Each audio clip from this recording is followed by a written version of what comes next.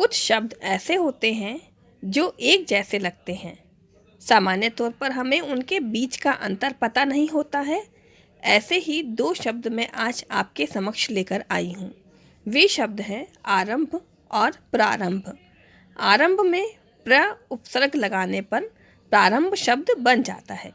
अधिकांश लोगों को ऐसा लगता है कि आरंभ और प्रारंभ का अर्थ एक समान होता है। यही कारण है कि हम इनके प्रयोग को लेकर भी सतर्क नहीं होते हैं।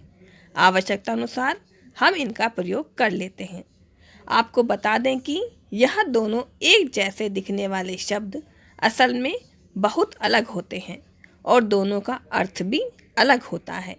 आरंभ का अर्थ होता है किसी काम को शुरू से करना या फिर शुरू करना। इसका अंग्रेजी शब्द है बिगिनिंग या स्टार्ट।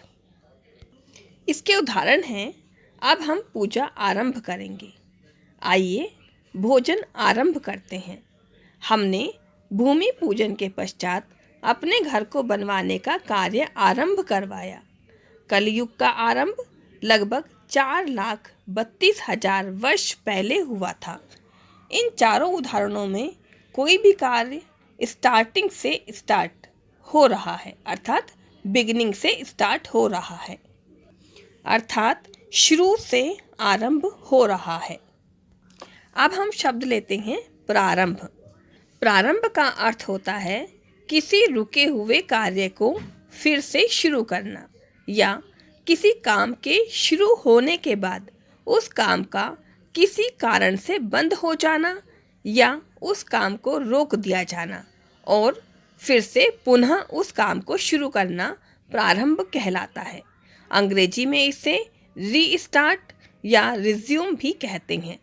इसका उदाहरण है, लंच करने के बाद हमने अपना काम प्रारंभ किया।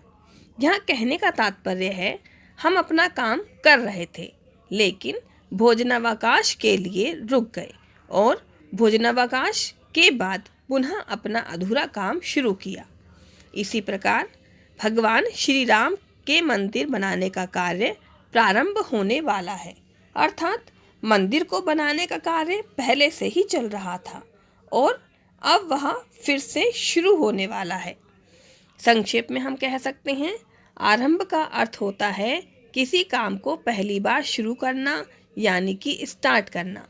प्रारंभ का अर्थ होता है किसी आरंभ हुए काम को एक विराम के बाद फिर से उस काम को शुरू करना यानी कि पहले से स्टार्ट हुए काम को रीस्टार्ट करना, अर्थात स्टार्ट मतलब आरंभ, रीस्टार्ट मतलब प्रारंभ होता है।